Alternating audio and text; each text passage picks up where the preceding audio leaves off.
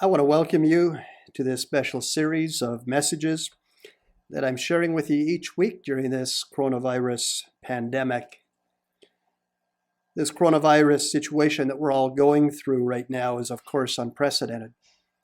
It's turned our lives upside down, and many things that people have taken for granted and depended on are not available right now.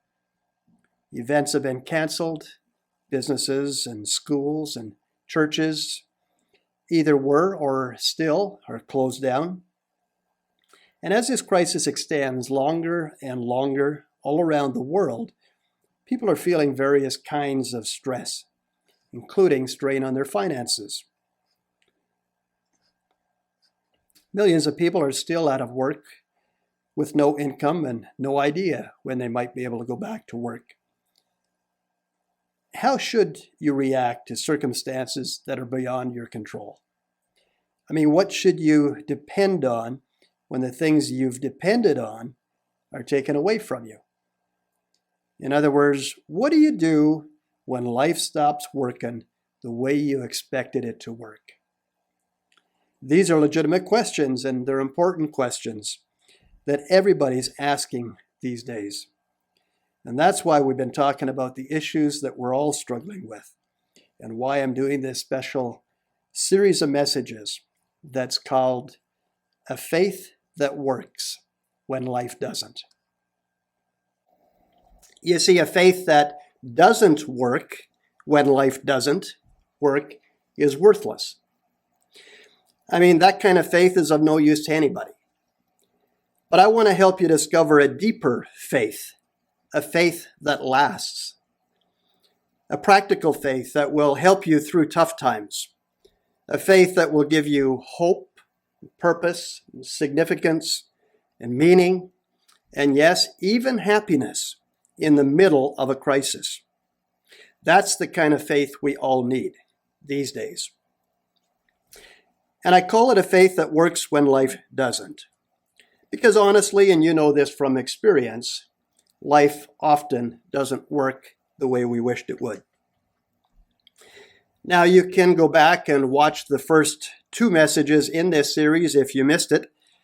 You can go to our Facebook page at Grimshaw PAOC or to our YouTube channel. The first message was called A Faith That Walks Through the Valley of Virus. One of the best parts of the Bible and most well known is Psalm 23. And in that psalm, David confidently says, "Even though I walk through the valley of the shadow of death, I will fear nothing. I will fear no evil, for you are with me." And so in the first message, I shared and talked about 7 truths that you need to remember while you're going through the valley of virus. You need to know those 7 truths that will give you confidence and courage and defeat your fears and anxieties. And then last week, the second message that I shared, which is also available online, is called A Faith That Isn't Troubled by Troubles. And in that message, I explained 3 purposes of problems in your life. Did you know that? God works purposes out of problems in your life. He doesn't waste anything. And I also talked about 4 ways to get the most out of problems when we have to encounter them. And now, this week, week 3, I want us to look at a faith that makes tough choices easier. Not easy, but easier. A faith that makes tough choices easier. Because in a crisis, there are always tough choices that you're going to have to make. So first, before we get into how living in faith makes tough choices easier, it will be helpful to identify the 7 typical reactions people have to a crisis in their lives. And this could be any crisis, not just the one we're in now, but we are in one now, and so these certainly apply right now. And I hope you'll write these down. I believe you have notes here, so that you can recognize them in yourself and in others. They're actually stages that we go through. And you may go through every one of them, or you may skip one or two. As I mention them, you'll probably even recognize them in your own life. And so there's 7 of these, and my goal today is to get you to stage 7. And when you understand these stages, you're going to find that you're a lot more patient with yourself and with other people. So here are the 7 typical ways that people deal with a crisis. The first phase is denial. And you've seen people like this. There were people going as soon as the coronavirus hit, this isn't my problem. This coronavirus problem that's in some other country, it may not even be real. We don't know for sure. And that's phase 1, denial. Phase 2 is what I call dismissal. And at that point, you move from denial going, well, it may not even be real, to, okay, it seems real, but it's not really that big a deal. And this is going to end fast and it won't last long, so we won't be too concerned about it. That's the dismissal phase. But then eventually people get to the third phase, which is defiance. And that is, I know they're telling us to do these things, but I refuse to let this limit my freedom. I'm not going to let it cramp or cripple my style. I'm healthy and I'm not going to stay at home alone or whatever. I'm not letting this limit me. That's defiance. And especially for Christian people, we struggled with this, kind of pulled in 2 directions.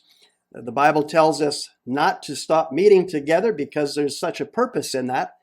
And yet we were told by the governments, you can't meet together.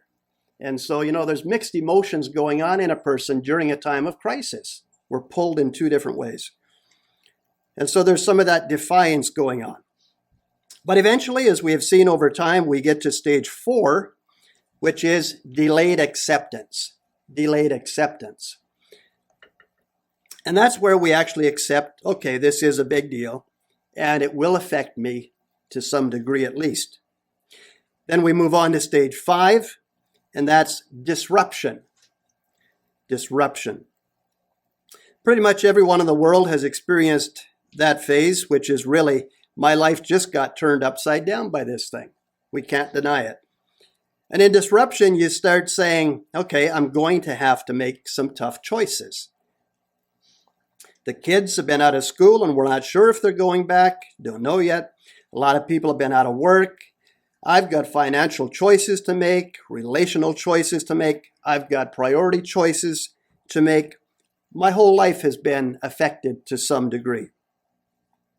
And then you get to stage 6, which is distress. Distress. And that's when it slowly dawns on you, this is going to last a long time. This is going to change everything. This pandemic is not going to be over in a week or even in a few months. It's going to be prolonged. It's going to last a long time. We've never had this kind of turnover pandemic globally in our lifetime. It's going to change everything. And that causes a lot of distress, a lot of stress in people's lives. Now, as I said, my goal is to get you to stage 7, and stage 7 is determination. Determination.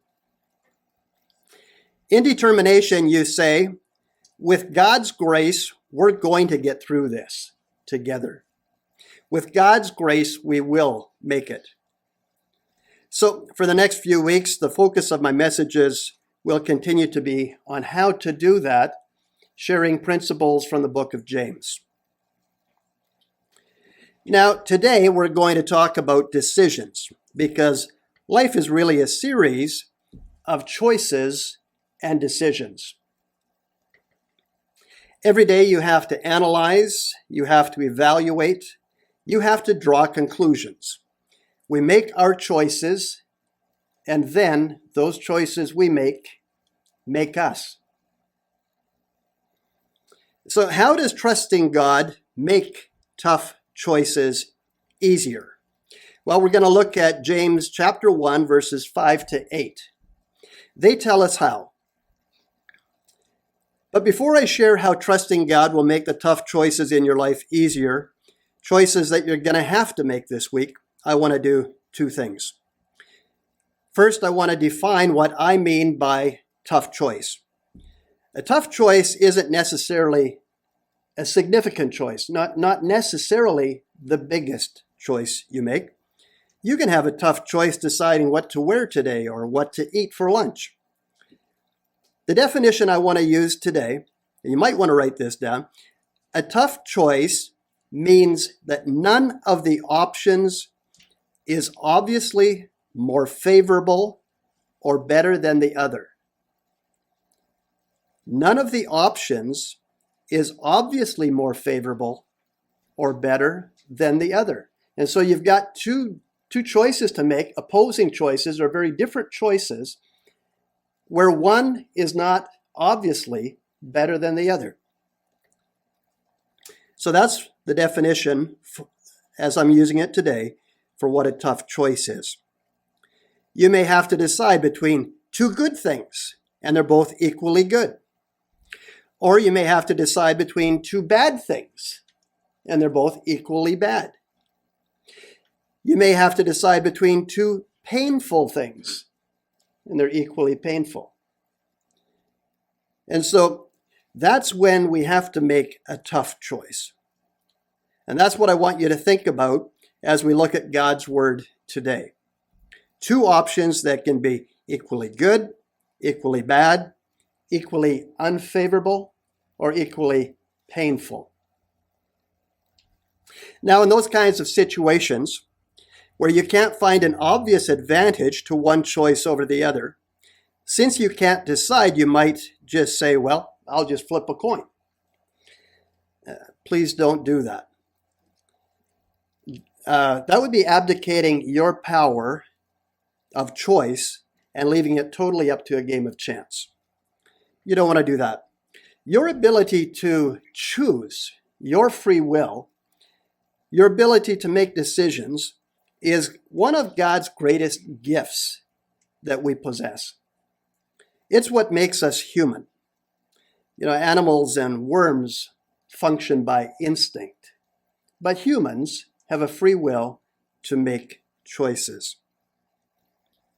And so birds don't get to make moral choices, it would seem, but humans do because we're made in God's image. We are different.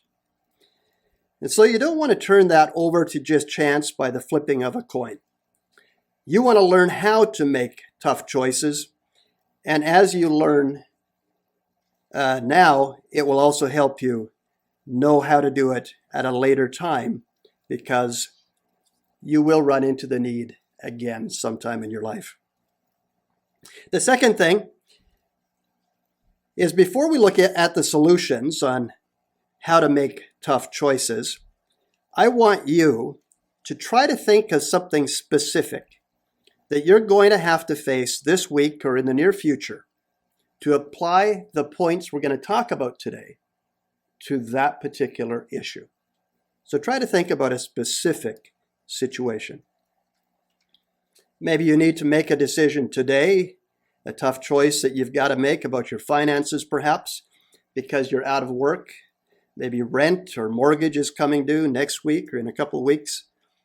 Tough choices have to be made in different areas of our life.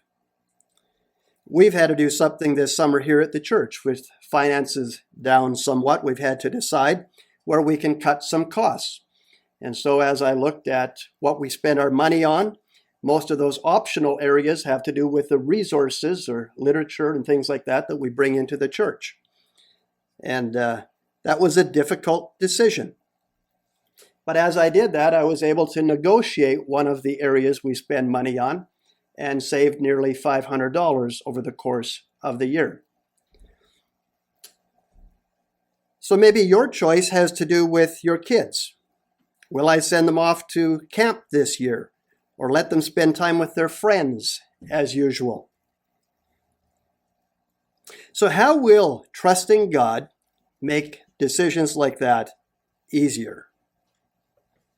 Well, here's what the Bible says, and so you'll want to write these points down and then put them into practice.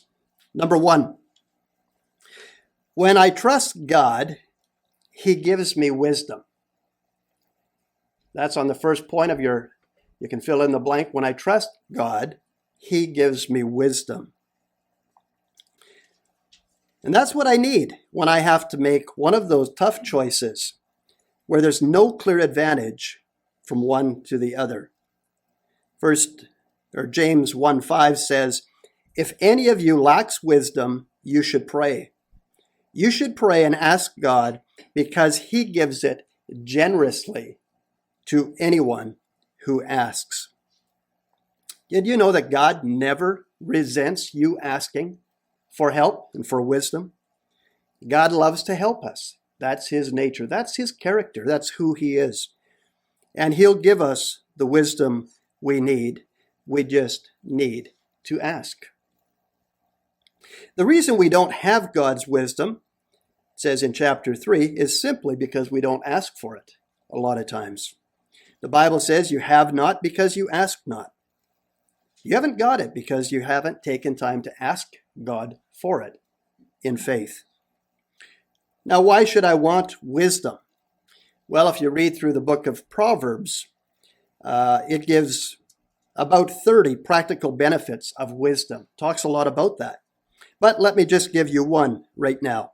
Proverbs 3:18 says this, those who become wise will be happy.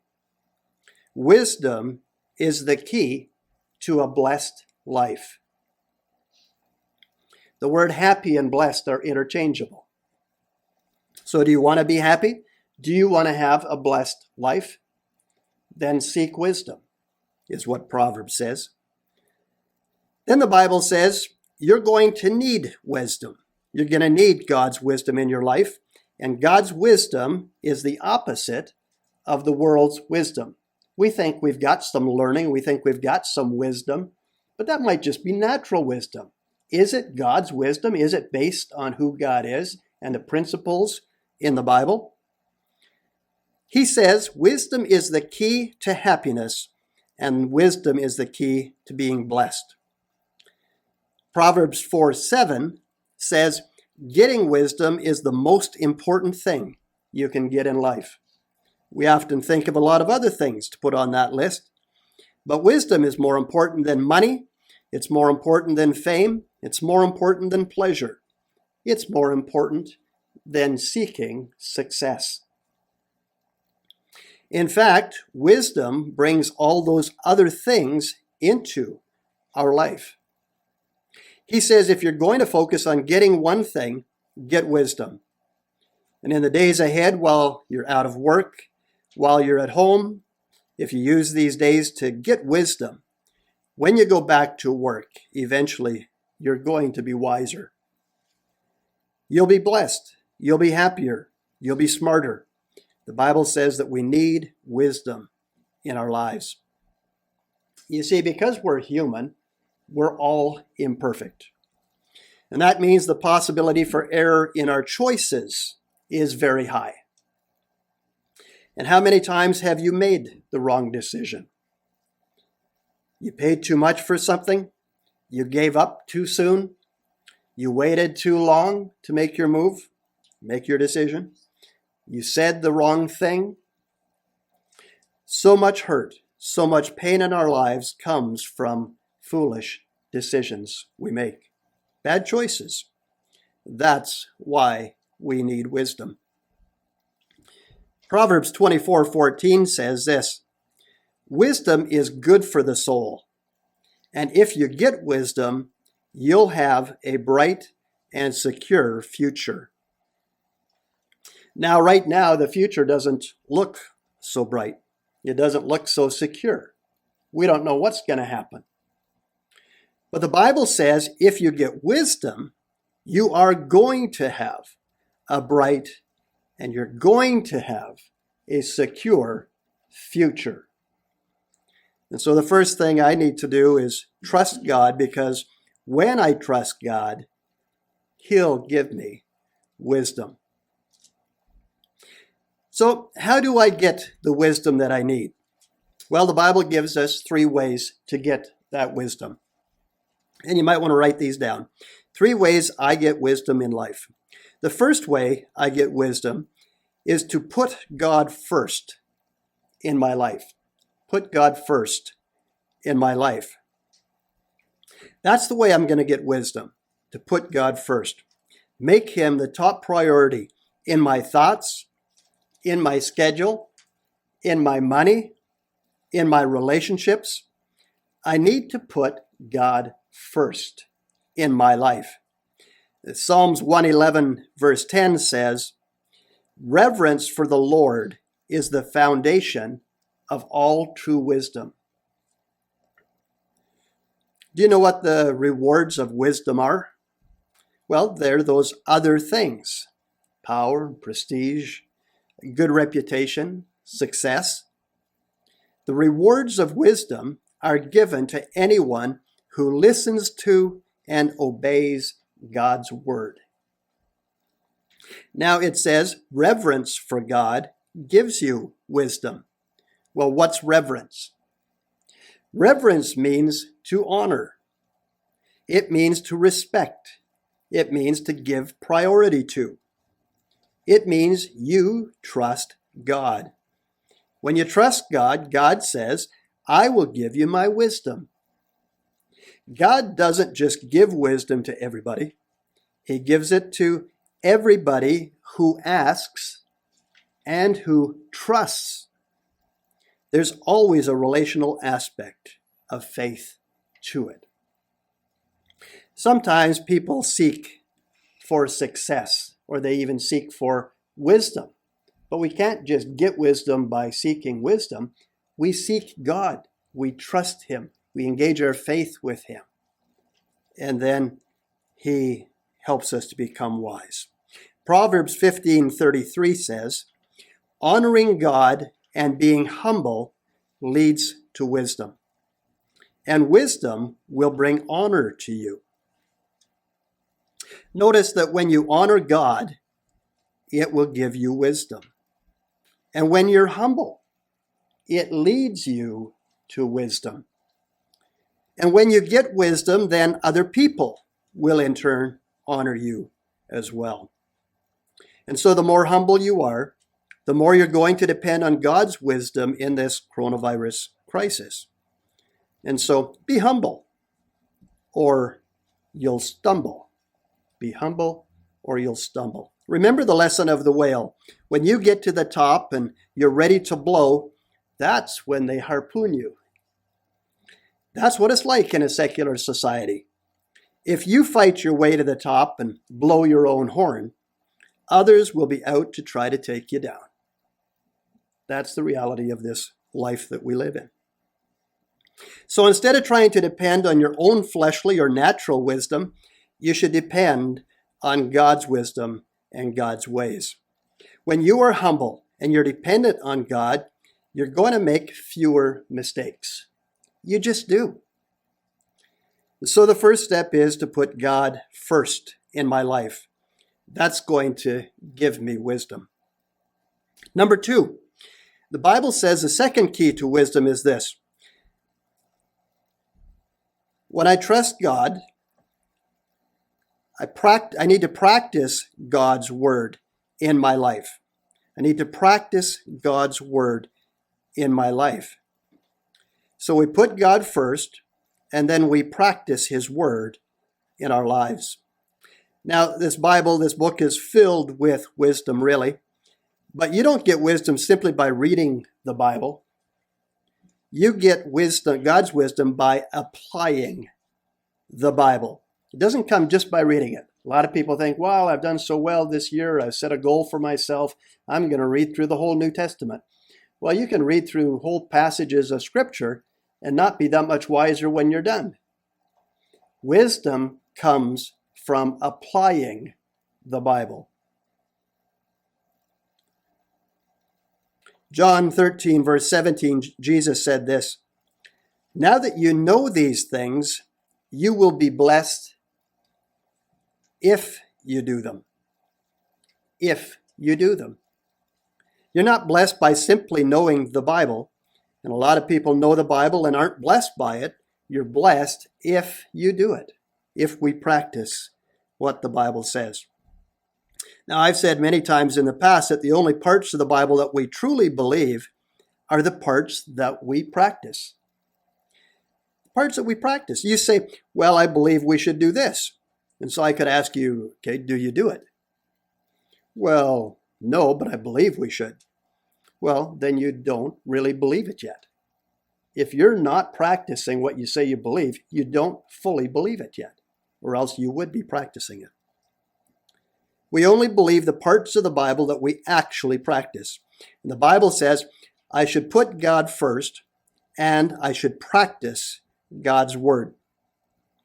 Why should I practice what God tells me to do? Well, 2 Samuel 22:31 says this, God's way is always perfect, and God's word is always true. God's way is always perfect, and God's way is always true. If I do it His way, and I follow His word, I'm going to do the right thing at the right time. It will always be the right thing to do. And when I have a difficult decision to make, I need to remember that God's way is perfect and God's word is true. So I want to go to God's word and I want to see, does God say anything about this decision that I have to make? Remember, God's way is perfect. God's word is completely true.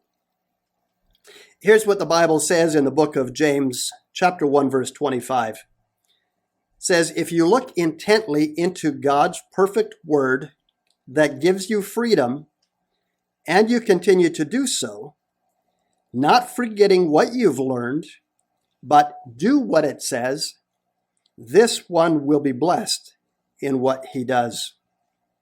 In other words, you make a point to remember what you're reading and learning. You hold it in high regard and make it a priority in your life. And so if we make it a high priority to not forget God's word, and then what we do learn, we put it into practice in our life as soon as we can. God promises this: you will be blessed in everything you do. That's God's blessing. We have a part to do, and then God has a part He will do. That's His promise. And so coronavirus or not, held hostage in your home or not, you will be blessed in everything you do. If you study the Word, you remember the Word, you practice the Word. Study, remember, practice the Word of God, and you'll be blessed in everything you do. Now, there's a third source of wisdom to make wise decisions. You'll want to write this one down as well. I not only put God first in my life and then practice His word in my life, but thirdly, I need to get some godly people in my life. Get some godly people into my life. Not only do I want to have God's word in my life, I want to have people in my life who also know God's word. See, the people you hang out with the most right now are either helping you or hurting you. They're either building your fear or they're building your faith. They're either making you more cowardly or more courageous. They're either causing you to worry more or causing you to worship more. They're either stress generators in your life or they're stress relievers in your life. The quality of your life and the quality of your decisions and the quality of your choices will be influenced by who you spend the most time with. And so you need to choose your friends wisely. Proverbs 13:20 says, if you keep company with wise people, you become wise. But if you hang out with foolish people, you'll suffer from making bad choices because they make bad choices. When I was younger, I used to think, I can hang out with whoever I want to and it's not going to affect me. I thought I was bigger than that. I thought I was more spiritual than that. But it's kind of reciprocal. Those you want to hang out with, you want to hang out with them for a reason. And often it's because they've got kind of low standards. And so you're not requiring much of yourself either, just like they. But if you hang out with people who are wiser and know the Word of God, they will hold themselves to a higher standard. And it, in turn, will affect you and the decisions that you make. And so there's so much truth to the Word of God that can be proven over and over. So even at a time like this, a time of COVID, while so many of us have been told to stay at home, this may seem like a difficult thing to do. How do I get with godly people? But actually the opposite is true. Now that we have all kinds of technology, it's never been easier to be with or have contact with other people. There's technology like Zoom and Skype and FaceTime and Microsoft Teams and a lot of other connection platforms that we can use to have some contact and hang out online with people if we can't meet in person. And so don't just sit around home binge watching on Netflix or going through Facebook comments, as is tempting to do during times like this. Take advantage of God's principles and find some godly people. Try to do it on a daily basis. And maybe even set up regular times during the day or during the week to meet with people. And then make sure you do it. Because when you do that, you'll gain wisdom, the Bible says. Trusting God to make tough choices easier. Why? Because He gives me wisdom when I ask for it. How does He give that wisdom? Well, when I put Him first, when I practice His Word, and when I spend time with other people who know His Word, godly people, He gives me wisdom when I ask for it. So you might read that verse in James, ask if you want wisdom, ask God for it. And you might think it's just going to fall out of heaven like all the rain we've been having this year. And it's not quite like that. We have to do something. There's other principles that we have to do too. And so put Him first in our life. Read His Word and obey it. Do what it says. Act on it. And also spend your time with godly people. But there's another way God helps you make difficult decisions. When I trust God, and you'll want to write this down, He frees me from second guessing. When I trust God, He frees me from second guessing. Now, you know what I'm talking about, I'm sure. You've got a tough, difficult, rough choice to make. And you can't decide which way. Remember the definition? There's no obvious advantage to one decision over the other. This way or that way. This way or that way. Back and forth we go. This way or that way. This decision or that decision. And then finally we have to choose one, and so we choose one. And then the moment we make that choice, you start doubting yourself. Did I make the right decision? Did I make the right choice? And you agonize over it. And did I do that right thing? Few things will make you more miserable in life than second-guessing your decisions. And some of you are pros at this.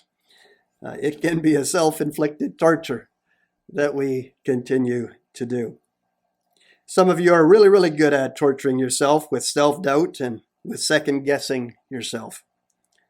But God says it's a stupid thing to do. And this is why He wants you to trust Him. Because when you trust Him, He sets us free from second-guessing ourselves. Proverbs 17:24 says this, anyone with God's wisdom will know what makes good sense. So does it make sense to seek God's wisdom? Anyone with God's wisdom will know what makes good sense. But foolish people can never make up their minds. Foolish people can never make up their minds. Why can't I make up my mind? Because I'm depending on my natural, fleshly wisdom. And I know it's fallible. We all know that. I know if I'm not depending on God's wisdom, I know if I'm not in the Word, and I know if I'm not with godly people. Deep down, we know these things. And yet sometimes we still continue to practice foolish practices, don't we? I think we've all been caught in that. So if I'm not in God's Word, if I'm not putting Him first, and I'm not around godly people, then obviously God isn't free to put His wisdom into my life. James 1, 6-8 talks about when you ask God for wisdom, it says we can be double-minded. It says this, when you ask God for wisdom, you must believe and expect God to answer. Because anyone who starts doubting is like a wave in the sea that's blown and tossed around by the ever-changing winds. Well, let me stop right there for a minute. We are in a season of ever-changing winds.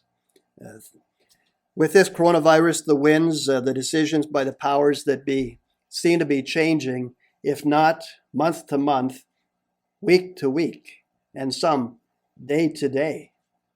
Well, first you have to do this. Otherwise, millions of people around you are going to die. Well, the next month or the next week, perhaps, it changes a little bit. Okay, well, this isn't so important. Just pay attention to this instead of this and this. And things have been changing. And we think those guidelines are coming from professionals. But the professional is God. He knows what He's talking about, and we need to be rooted in Him. We're now doing it this way. Now we're doing it that way. Winds of change. We don't want to be double-minded, and so we need to be anchored in God's Word. And so in the days and the months ahead, we will definitely experience more of the same thing from secular people. The governments, the health professionals, they're going to be all over the map. We can see that from history past.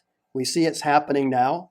Why won't it happen again in the future? It will continue to happen. Let's not base our decisions just on what the media says or the government says.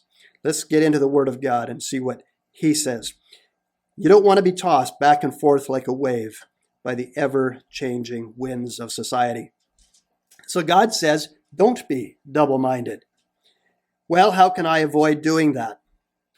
You need to engage your faith when you ask God for wisdom.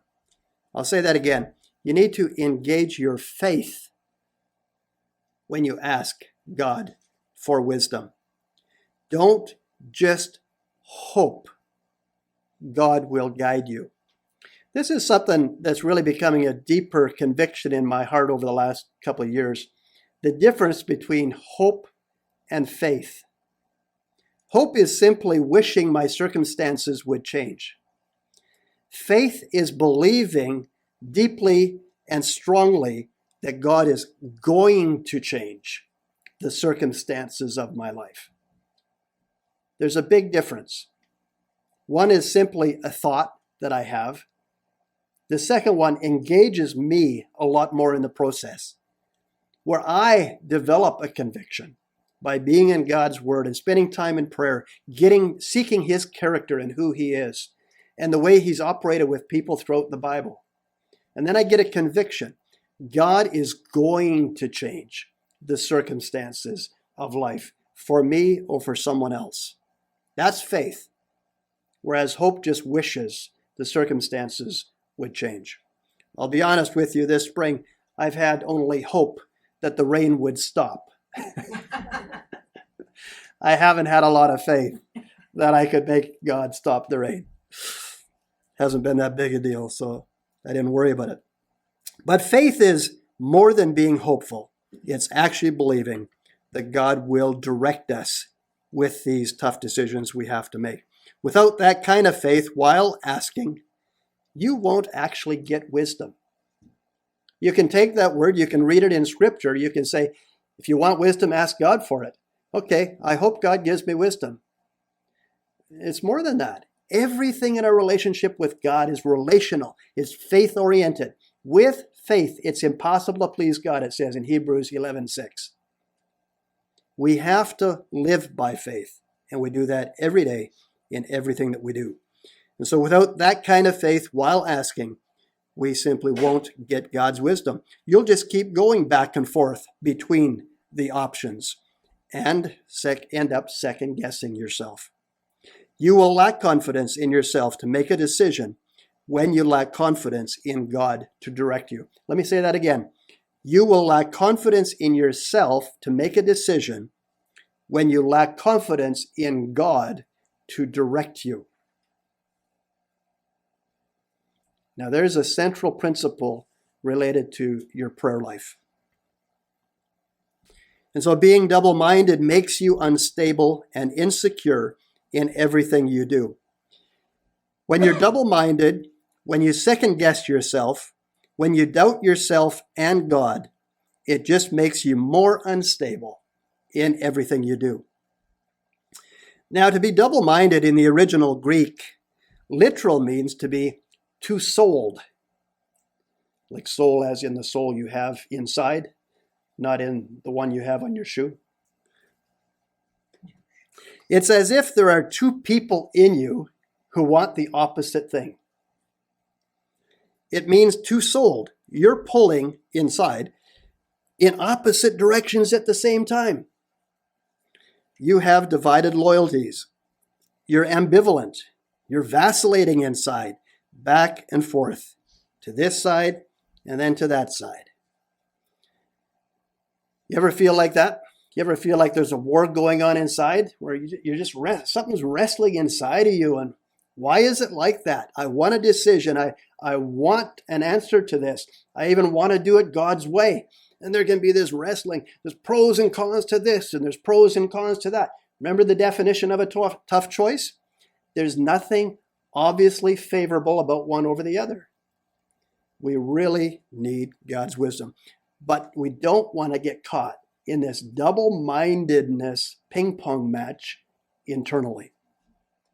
And so when you're not sure what to do, that kind of indecision, that double-mindedness, that self-doubt that causes instability. Second-guessing creates unstable emotions. It creates unstable thinking. And it creates unstable relationships. You must believe that God will guide you, that's faith, if you want his wisdom and go to him for it. I remember hearing about a psychologist who asked a client, "Are you indecisive?" And the person said, "Well, yes and no." Then the client added, "Well, I used to be, but now I'm not sure." And it's funny when it's somebody else saying it, but when it's going on inside, it's not so funny, is it? Indecisiveness not only creates instability in your emotions and in your human relationships, but double-mindedness also creates an unstable spiritual life. And so we're not just acting in the natural when we're double-minded. It actually blocks your prayers and destabilizes your faith in God for other areas of your life, besides what you're looking for wisdom for right now. And so you might be asking God for wisdom in a particular decision. But if you get caught in this double-mindedness, and that's a regular pattern in your life, it will eventually creep into other areas of your life, and you'll start feeling insecure and unsure in other areas that maybe you even used to trust God for. It erodes faith. It erodes relationship qualities that we have with people and with God. And so don't look at that verse again. It says, don't expect to receive anything from God if you're doubting and double-minded. Being double-minded affects your relationship with God. And it's not that God stops helping me, but that I continue questioning his help to me. It's not like God has abandoned me, because remember, he promised never to leave us, never to abandon me. And he doesn't.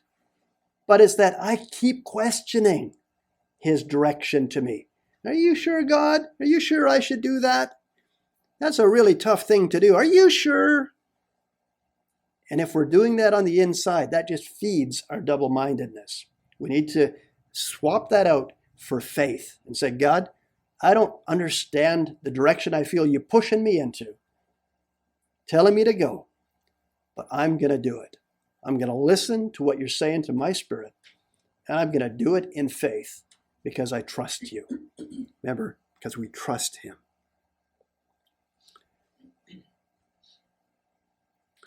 The sad result is that you will stop trusting God in other areas also if we are double-minded, because trust is relational. It's not just circumstantial. If you think about that in a friendship or a husband-wife relationship, if trust begins to break down, it begins to develop a bigger and wider crack in the foundation of your relationship. Trust and commitment are the foundations of relationships. And if trust begins to break down, it weakens the foundation. With God, as a result of this double-mindedness and the foundation breaking down, it can definitely affect our prayers, how you talk and listen to God. And it can affect the intimacy, the closeness in your relationship with God. Being indecisive keeps us from receiving what God wants to generously give us, which is wisdom. All right, here's number 3. Here's the third benefit. When I trust God, here it is, you want to write this in, he acts on my behalf. When I trust God, he acts on my behalf. When I trust God, God acts. He moves into action. He moves mountains on my behalf. That's a pretty bizarre thought to the human mind, that the creator of the universe is going to do something directly for little old insignificant me. I don't know if you ever think about that, but that thought crosses my mind quite often, that the creator of the universe, first of all, wants a relationship with me, and then he wants me to acknowledge him in all my ways and promises that he will direct my path. Then the fact that he actually does that is just mind-blowing to me. See, God is not moved by our whining or complaining or our griping. Those are some methods we try to use with people, but they don't move God. But God is moved into action by our faith, our trust in him. Faith and trust go hand in hand. And he will move mountains, if necessary, on your behalf. He moves barriers. He moves blockades. Whatever it is we need, he moves them when we trust him. Trusting God moves God into action. Now, maybe some of you have rent or mortgages due in the next week or two, or you're out of work. You've got really tough decisions to make. Jesus said in Matthew 9:29, according to your faith, it will be done to you. According to your faith, it will be done to you. God says you get to choose how much I bless your life. You have big faith, you get big blessing. Little faith, little blessing. No faith, no blessing. According to your faith, you get to choose how much I bless you. And so even in the middle of this coronavirus, how much will you trust God for? God says when I trust him, he moves into action.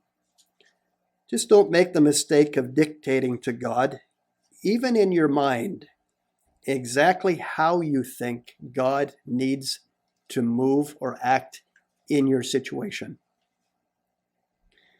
He's way too creative for any of us to dictate any certain way to him. And yet it's common for us to, well, I can only see 2 options in this situation. God, give me this one, because I sure don't want that one. But he is way more capable of adding a 3rd or a 4th or a 5th option. And so don't limit God with your faith. Some have missed seeing or receiving God's provision when it didn't fit their own narrow thinking. Okay, let me give you one more way that trusting God makes tough choices easier. Number 4, this is a big encouragement when you have to make a tough decision about your job, about your kids, about where you live, any kind of major decision or minor one, when it's just tough. Here it is. When I trust God, He uses even my mistakes. When I trust God, He uses even my mistakes. What am I saying? I'm saying when I trust God, even if I make the wrong decision, God will still bring good out of it. Think about that. So as long as I'm genuinely trusting God, I can't really lose. That makes the stress level go down dramatically when I have a tough decision to make. And I don't know, do I choose this or do I choose that? They're equally good, they're equally bad, they're equally painful. Which should I choose? I don't know. But when I make the decision in faith, trusting God, God says this in Romans 8:28. We know that God causes everything to work together for the good of those who love Him and are called to live His purpose for us. And so if you love God and you really want His purpose in your life, you can never really totally miss God's will. Even if you make a wrong decision, God says He'll help. I'll bring good out of it somehow, some way. I'll fit it into the plan I have for you. I'll use it for your good. And so you can relax. Now that's a pretty amazing thing to remember when you have a tough decision to make. They both seem equally good or both seem equally bad. They're both equally painful. But God says if I trust Him, He will use even my mistakes. Even if I choose the wrong thing, if I'm doing it in faith, if I'm doing it with a good conscience, I'm doing it trying to honor God, God says, I will use this for your good in your life. So that ought to help us relax, because God says, in effect, I'm your safety net. Even if you happen to choose the wrong thing, the second of the two things, I'll still use it for good in your life. Now, that's not a promise for everybody. It's a promise for those who love God and who are trying to live for His purposes. Well, in closing, let me summarize what we've learned today. How will trusting God make decisions easier? When I trust God, number 1, He gives me wisdom. We get wisdom by putting God first in our lives, practicing God's word in our lives, and getting some godly people in our lives. These 3 things are proof that we are, in fact, trusting God. Number 2, when I trust God, He frees me from second guessing. God frees me from second guessing. We are not to be double-minded, two-souled people.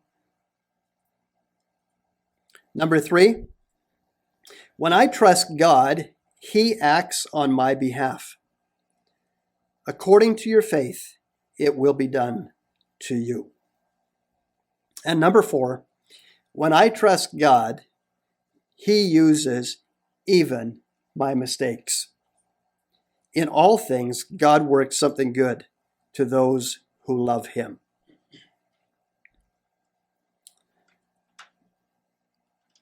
I'd like to pray with you right now.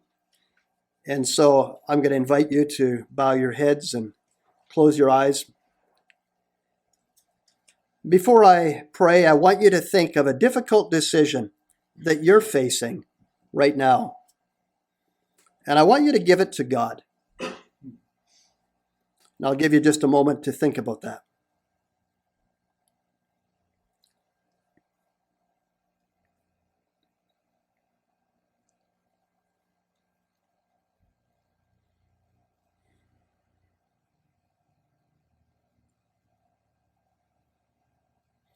And then I want you to pray this prayer. Would you pray it out loud after me? Dear God, I want to trust you with my life. I want to trust you with my life by putting you first in my life. I want to trust you to give me the wisdom I need because I'm asking for it. Help me to get into your word and to learn your word and to practice it and to find out what you say about life. I'm going to trust you to bring good friends into my life who are godly. Help me to stop hanging out with people who tear down my faith, who build up my fear. Please help me to spend more time this week, even if it's on Skype or Zoom, to start a relationship with somebody who's wise because they know your word. I'm asking you to help me have your wisdom through your word and through your people and through your circumstances of life. Guide me and direct me. Help me to make wise, godly decisions. And then, Lord, I'm asking you to help me to trust you in every little area, knowing that I don't have to second guess myself.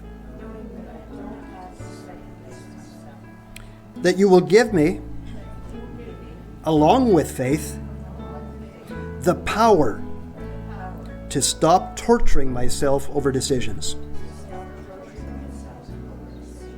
Help me to know and remember that even if I made a second best decision, you're going to bring good out of it. Thank you for that comfort. Thank you for that assurance. Thank you that you work all things together for good in my life. Now, with your head still bowed, if you've never invited Jesus Christ into your life, God wants to give you more than just wisdom. He wants to give you His salvation. That's forgiveness of sins, and that's the promise of eternal life, and a whole lot more besides. He wants to have a personal relationship with you. He wants to become your friend. So would you say in your heart, Dear Lord Jesus, I don't understand it at all, but I want a friendship with you. I want a relationship with you. I know I'm not God. I know I've made a lot of mistakes, and I need your forgiveness. But I'm turning my life over to you. The good, the bad, the ugly, every part of it. I want the rest of my life to be the best of my life. And I want to learn to love you and trust you. And so I'm opening my life to you, Jesus. I'm saying as best as I can say, as humbly as I can say it, I'm saying yes to you today. I ask you to give me your Spirit, your forgiveness, and your salvation. I humbly ask this In Jesus' name, amen. Well, congratulations if you just prayed that prayer. I encourage you to read the Bible and pray daily, and find a Bible-believing church to attend and be a part of. And if you're in this area, Grimshaw area, we certainly invite you to come join us on Sunday mornings at 10:30 for our worship service. And Wednesday evening at 7:30 we have a Bible study here at the church. You're invited to that as well.